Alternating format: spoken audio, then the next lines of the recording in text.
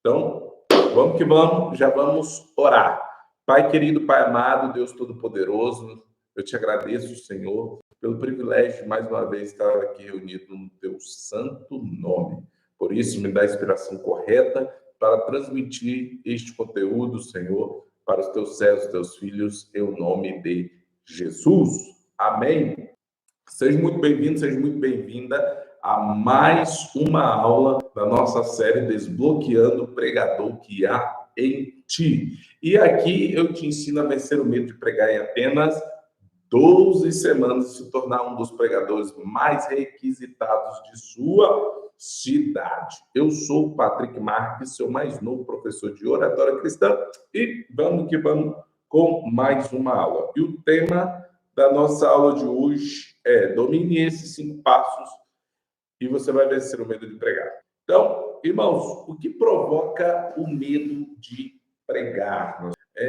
Então, essa é uma pergunta corriqueira que eu recebo dos meus alunos e também seguidores aí, principalmente lá do YouTube e também do Facebook. Sempre me perguntam o que provoca o medo de pregar. Então, na verdade, o medo de pregar, ele vem por dezenas de alguns fatores, tá? Mas, porque cada pessoa, cada tipo de personalidade vai desencadear nela um medo diferente, de acordo com a personalidade, como eu sempre falo aqui para vocês sobre essa questão da personalidade. Irmão Edson, paz do Senhor, Deus abençoe, querido. Então, mas geralmente a questão da insegurança, a falta de preparação, tá? Esses são fatores preponderantes para que venha aparecer o medo de pregar. São fatores interessantes, tá? Porque a insegurança ela está ligada psicologicamente, mas também fisicamente. Quando não tem uma boa preparação e quando a pessoa, ela mesma não se sente boa bastante para ser um pregador da palavra de Deus. Ou acha que outro, fulano, beltrano, ciclano, não sei o quê, prega melhor do que você. E é interessante isso, gente, porque há um tempo atrás eu falei aqui com vocês sobre a questão de você fazer a sua comparação, de você aprender a se comparar, tá bom? Eu disse que, gente, vocês que estão começando a dar seus primeiros passos, pregando sua primeira mensagem, segunda, terceira, por aí, você não deve ficar se comparando com outros pregadores. Isso aqui é muito importante, tá? Você tem que se comparar com você mesmo há 3 meses atrás. Então, há 3 meses atrás, qual era a maneira que você pregava? Como que você pregava? E hoje, o que mudou? Faça esse diagnóstico, essa autoanálise aí. Você mesmo, você tem que olhar e dizer, peraí, mudou alguma coisa? Desde quando eu comecei a estudar, melhorar, buscar conhecimento para aprimorar minha maneira de pregar, mudou alguma coisa?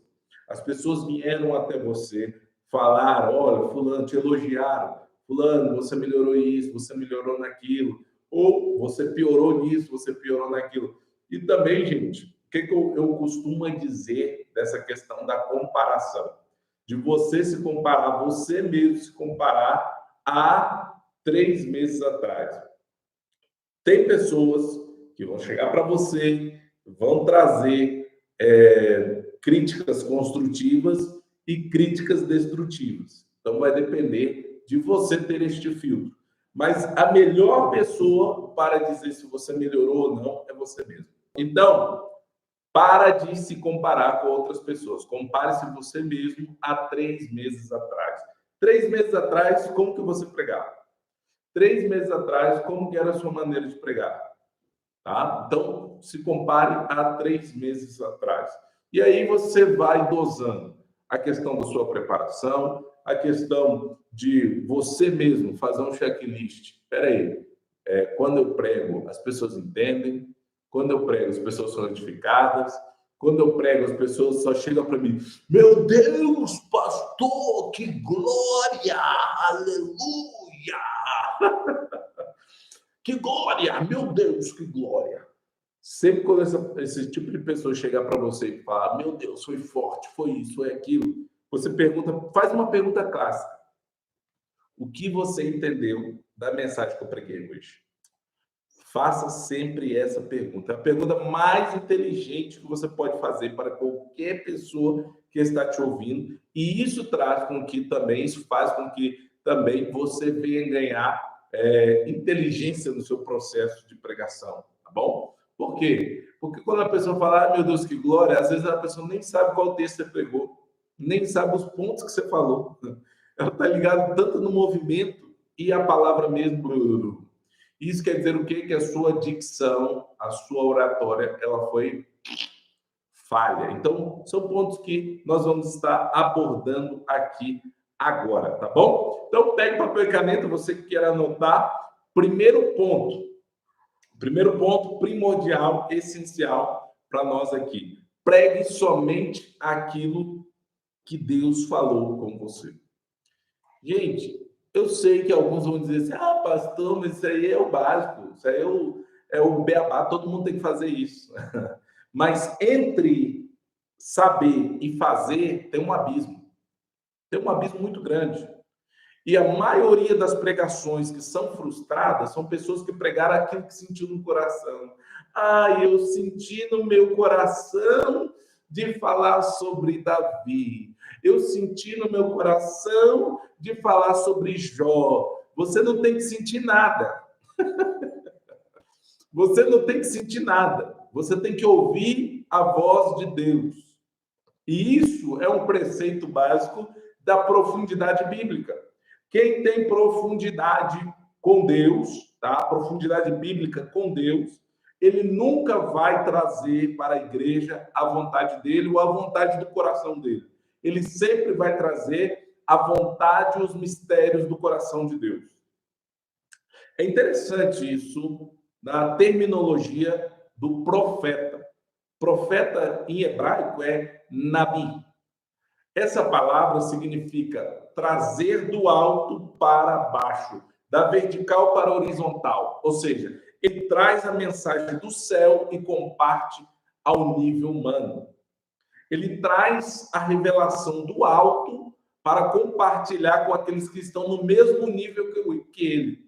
Apesar de que as igrejas colocam o altar e parece que o pregador, está num nível acima das pessoas, mas na verdade é diferente. Toda vez que você vai pregar a palavra de Deus, você não está no nível acima das pessoas. Você está no nível abaixo, porque você depende de Deus. Você depende exclusivamente de Deus. E todas as vezes que você, como pregador, se achar que está um nível acima dos ouvintes, sua pregação vai ser um fracasso. Porque você vai estar ali querendo agradar quem está te ouvindo, querendo comover quem está te ouvindo, querendo mexer com o coração de quem está te ouvindo. E aí que está o detalhe da coisa. Quando você prega aquilo que Deus mandou você pregar, você não se importa, tá? Num bom sentido, se vai agradar ou não quem está te ouvindo. Você se importa única e exclusivamente em fazer a vontade daquele que te enviou.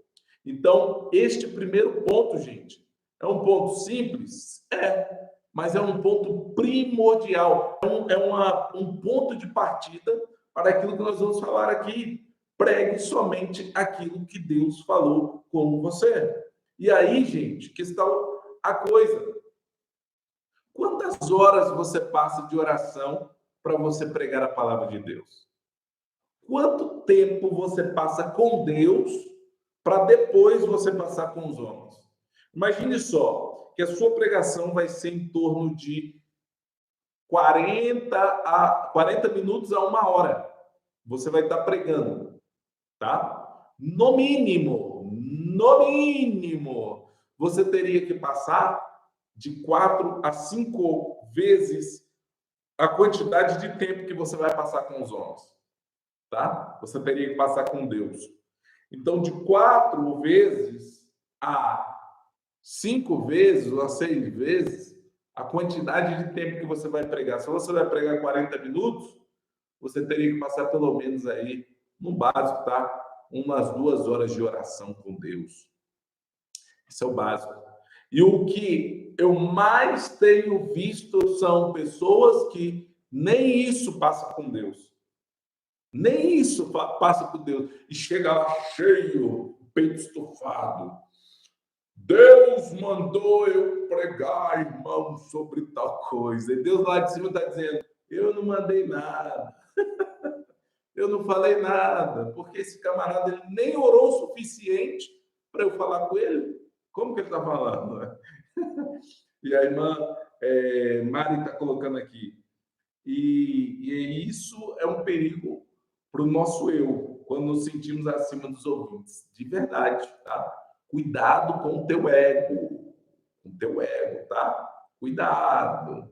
E aí, gente, nós vamos para a segunda parte, o segundo ponto, tá? Segundo passo aqui melhor, né? Então, o segundo passo. Antes de pregar para a igreja, entenda o propósito daquilo que você vai pregar. Propósito, sim, com certeza. Toda mensagem tem um propósito. E meus alunos, se tiver alguns dos meus alunos aí do método Medo ao Púlpito, lá dentro do método, você vai ver que antes de nós começarmos qualquer sermão, seja textual, objetivo, temático, tá? Expositivo, antes de nós começarmos a montar essa parte, nós primeiro montamos, antes de montar a introdução e etc., nós primeiro montamos o objetivo da mensagem. E o objetivo da mensagem é o propósito na qual Deus quer que você pregue. Deus quer que você chegue. Então, aquela galera de abre a Bíblia e só deixar Deus falar, no final da mensagem dele, ninguém sabe aonde o camarada quis chegar. Mas foi fogo. Tô sentindo. Foi manto.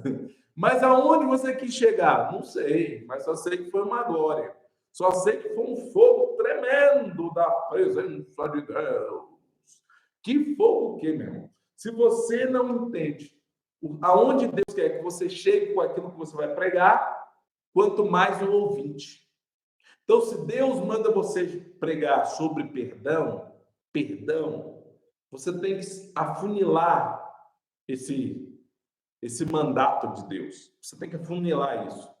E aí quando você afunila isso com Deus, você entende o quê? Opa, peraí. Deus quer que eu pregue sobre perdão. Mas perdão de quê? O que precisa se consertar aqui dentro dessa igreja? É o pastor que precisa pedir perdão a uma ovelha? É uma ovelha que precisa pedir perdão ao pastor? É um pai que precisa pedir perdão para o filho que pedir perdão para o pai? Ou irmãos aqui dentro da igreja que estão brigados, tomando Santa Ceia brigado? Você está entendendo? Quando você fala perdão, você traz algo genérico, algo macro. Só que em toda palavra que Deus mandar você pregar, ele sempre vai ser específico. Ele sempre vai trazer algo específico. Então, é perdão de quê? Perdão de quê? Sabe? É igual, gente, sabe? Isso aqui é importante. É igual você pregar sobre... Tem temas que pode ser pregado em visão macro. Quer ver um? Salvação. Você pode pregar em visão macro. Só que eu sempre afunilo. Eu sempre afunilo em questão do ambiente que eu estou pregando. Mesmo que eu vou falar que Deus me deu uma mensagem sobre salvação, eu sempre sou específico. Por exemplo, se eu vou pregar o ar livre, eu sei que a maioria que vai estar ali são pessoas que nunca foram crentes. Tá? Mas se eu vou pregar na igreja, sempre tem um desviado ali no meio. Então eu nunca deixo passar o desviado. Eu especifico o máximo. Isso aqui é para quem nunca teve um compromisso com Deus, mas também é aquele que já teve e por algum motivo se afastou da casa do Senhor. Então, essa é uma visão. Isso aí está em controle de quê? Gestão emocional. Quando você se controla a si mesmo, você entende quem está te ouvindo. Você entende as emoções de quem está te ouvindo. Você entende que é um outro ser humano que está por trás daquela situação ali. E que é uma pessoa que precisa de algo que está também acontecendo com você. Entendeu? Então, o princípio básico aqui é, antes de você pregar para a igreja, entenda o propósito que Deus tem com aquela mensagem. Qual o objetivo? Aonde você quer chegar? Aonde você vai querer chegar na conclusão com aquela mensagem? Isso tem que estar muito claro, e principalmente dentro de ti. Aí nós vamos para o terceiro passo, tá? O terceiro passo. Entregue o que Deus mandou, sem tirar nem diminuir. Gente, entenda uma coisa, não existe palavra dura. Que, pastor? Não concordo. Não existe palavra dura. Existe palavra que toca no pecado, toca na ferida. E quando a ferida está aberta, eu não sei vocês, tá, gente? Mas quando eu era criança, que eu me machucava, o machucado estava aberto e eu estava na casa da minha avó e falava, meu Deus, estou no lugar errado. Estou no lugar errado. Por quê? Minha avó era muito delicada. Minha avó pegava aquele machucado, ia lá, lavava, pegava um punhado de sal e pô, metia em cima. Sal, colocava sal em cima da ferida. Ai, meu Deus! Ali o camarada já, oh, Senhor, sal. Dói, mas estancava o sangue, ajudava na cicatrização, era algo tremendo. E não inflamava. Então, a palavra de Deus é do mesmo jeito. Quando ela bate na ferida que está aberta, no machucado que está aberto, tá?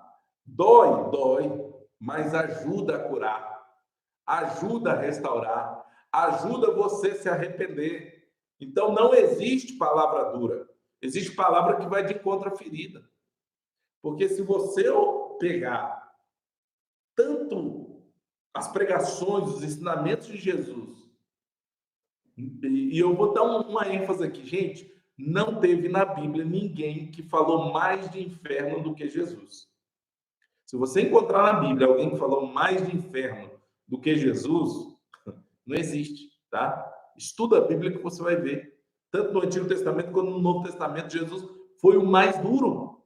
Ele sempre falou muito de inferno, de condenação. Então, aquela palavra, pão, quando vinha no coração dos fariseus, saduceus, zebuseus, herodianos, eles ficavam bicudos, ficavam com raiva. Sabe? Porém, quando batia no coração do pecador, ele entendia. Ele abria o entendimento, abria o coração para a palavra. A irmã colocou aqui, se não nos confrontar, não é o verdadeiro evangelho. É verdade. Se a palavra não nos confronta, não é o verdadeiro evangelho. E aí, gente, eu não estou incentivando vocês aqui, pelo amor de Deus, não entenda isso, eu não estou incentivando vocês a ser pessoas agressivas, tá? Ser pessoas agressivas. Ser pessoas que espancadoras de ovelhas. Eu não estou incentivando vocês a isso. O que eu quero incentivar vocês aqui, neste momento, é o quê? É que aquilo que Deus mandou vocês pregarem, pregue na integralidade. Ou seja, não mude, não acrescente e não diminui. Não tira aquilo, a essência da mensagem. Se Deus mandou a igreja se consertar, pregue isso, porque Deus vai te honrar. Agora, se Deus não falou nada, aí você vai se lascar. Tá? Então, você tem que entender, gente, que você não pode tirar e nem colocar a mais naquilo que Deus mandou você pregar.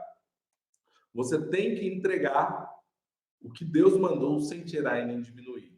E aí nós vamos para o quarto passo. Vou só repassar aqui com vocês. Primeiro passo, pregue somente aquilo que Deus falou com você. Segundo passo, antes de pregar para a igreja, entenda o propósito do que você vai pregar. Terceiro passo, entregue o que Deus mandou sem tirar nem diminuir. Quarto passo, Entenda nos mínimos detalhes aquilo que você vai pregar. E aqui, gente, eu quero chamar a atenção para uma coisa básica. Você pegou o texto, Deus falou com você, ó, vai pregar, meu filho, em, sei lá, João, capítulo 19. Presta atenção numa coisa, pega isso aqui, essa dica é valiosa. Você vai, toda vez que você pegou um texto da Bíblia, você vai fazer uma pergunta, tá? Qual é o contexto histórico? Qual é o contexto geográfico? E qual é o contexto bíblico? Prestar atenção? Vocês vão se fazer essa pergunta. Qual o contexto histórico?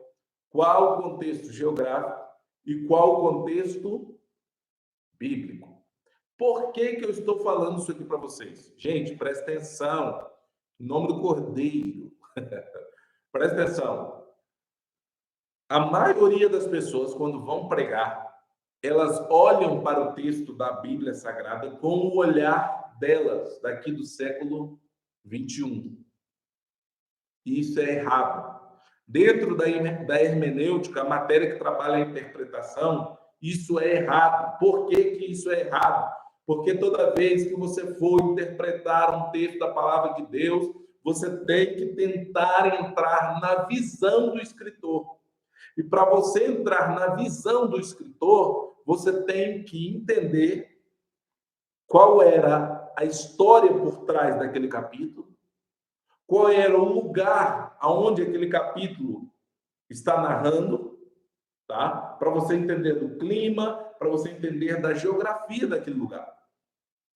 E você tem que entender do contexto bíblico, da cronologia bíblica, principalmente dos evangelhos, gente. Se você for pregar alguma passagem dos evangelhos, tente fazer a correlação de capítulos, de passagens, de versículos que se interligam, tá? Tenta fazer essa correlação. Por quê? Porque o seu entendimento daquela passagem vai aumentar pelo menos umas 10 vezes. Pelo menos umas 10 vezes, tá? E aqui que está a questão da interpretação. E uma vez que você conseguiu trazer esse contexto histórico, contexto geográfico, contexto bíblico, não esqueça de fazer a aplicação textual. Traga a palavra. Na segunda-feira passada, na aula de mentoria, eu ensinei ao vivo aos meus alunos a fazer uma aplicação textual. E todo mundo saiu dali, todo mundo aprendeu a fazer uma aplicação textual da maneira correta, sem deturpar a palavra, tá? Isso é muito importante, gente. Isso é muito importante, este contato, porque o aluno dali, eu falo para ele na hora, tá errado, faz desse jeito, vamos por aqui, vamos por ali, porque quando você aprende a aplicar a palavra, trazê-la para os dias atuais, sem modificar a interpretação do texto bíblico, a palavra vai de encontro às pessoas. Aí você consegue trazer a palavra realmente para os dias atuais. Porque as pessoas estão ali ouvindo você pregar, querendo buscar uma familiaridade com o texto da Bíblia Sagrada. Então, você, como pregador, como pregadora do Evangelho, você tem que colocar na tua cabeça, peraí, uma vez que eu trouxe o contexto histórico, contexto geográfico, contexto bíblico, agora eu tenho que trazer essa palavra para os dias atuais. Tá legal? Pegaram isso aqui, gente? Isso aqui talvez foi a cereja do bolo, tá? E aí, o quinto passo. Lembre-se que a sua voz transmite o sentimento da mensagem que você vai pregar. Então, a tua voz, ela comunica muita coisa. A tua voz, ela comunica tristeza. A tua voz comunica alegria. A tua voz comunica amor, afeto, tá? A tua voz comunica desprezo. A tua voz comunica ação, atitude. A tua voz comunica qualquer tipo de sentimento. Então, por que tem aqueles pregadores que eles vão pregar e as pessoas ficam ali...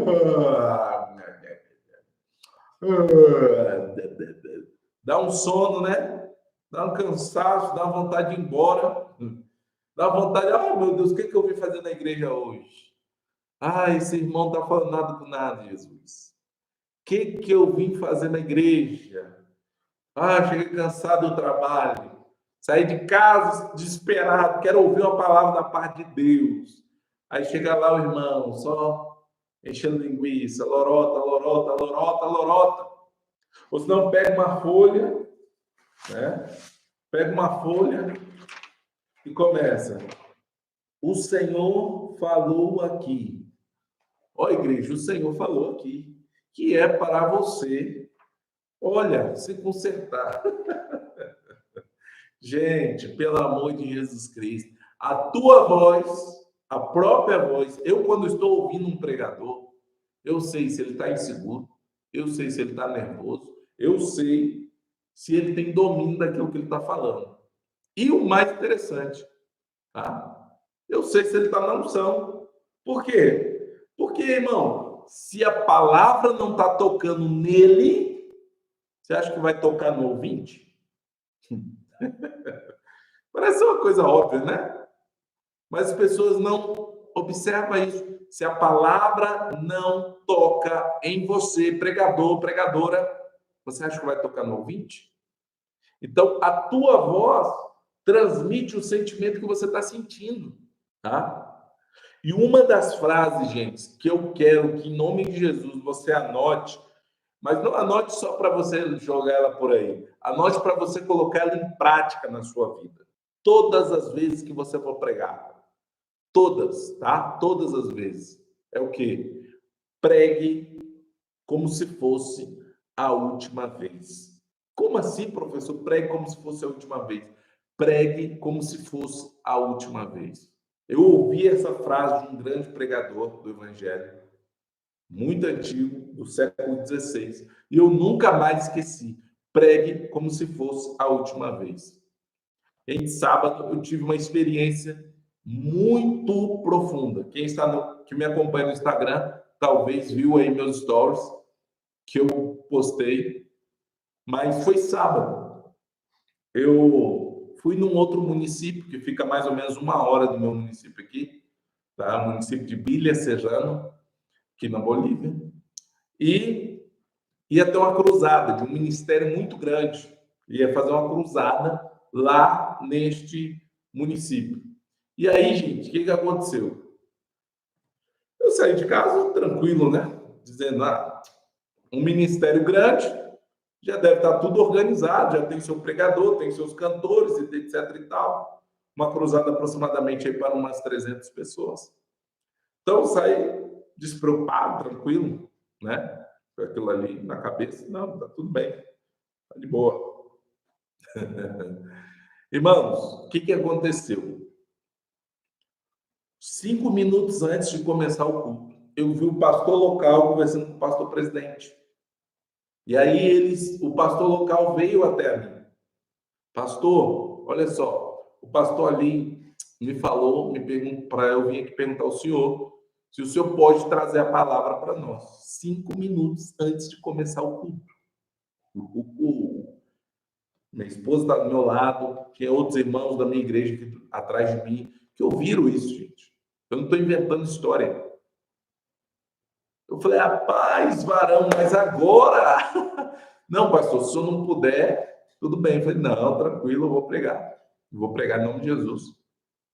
E eu fui pregar a palavra de Deus ali, gente. Recebi o convite na hora. Então, não dá tempo de você orar, não dá tempo de você jejuar, não dá tempo de você montar um sermão, não dá tempo de você fazer nada a não ser entrar na dependência do Espírito Santo de Deus. Tá? Mas aí que está o detalhe. Eu não me preparo para pregar. Aonde eu vou, já estou preparado. Por quê? Porque eu tenho uma vida de oração. Eu tenho uma vida de estudo e leitura da palavra de Deus. Eu sei como montar um sermão da maneira correta. Tá? Então, geralmente, o que nós vamos nos apegar aí? Pedir a direção de Deus ali naquele momento, Senhor, o que o Senhor quer que eu pregue, em qual lugar?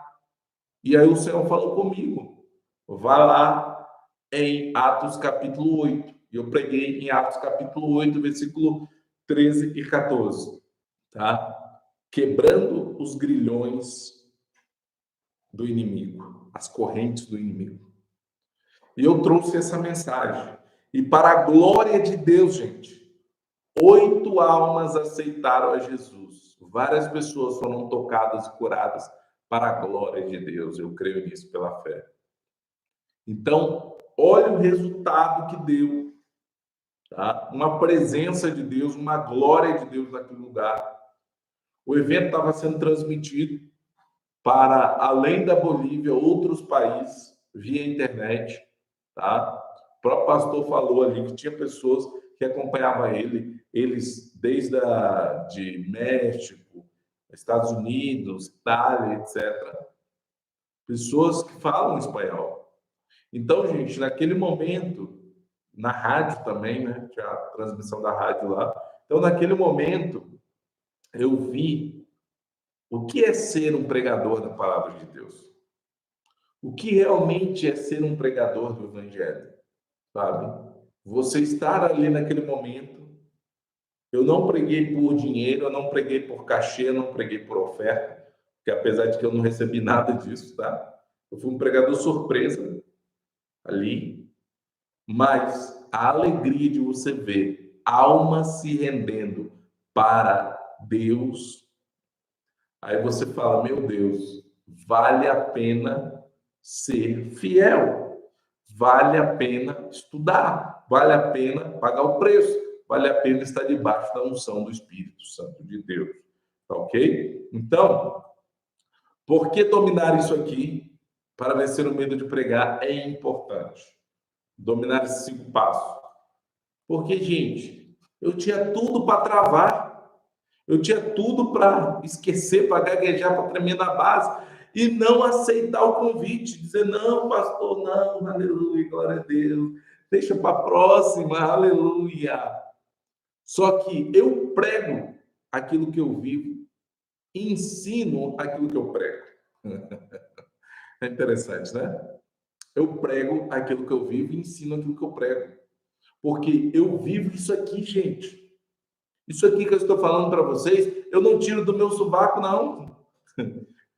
Eu tiro de coisas práticas que eu vivo. É por isso que a maioria dos irmãos fala assim, pastor, a sua aula é muito simples, muito objetiva.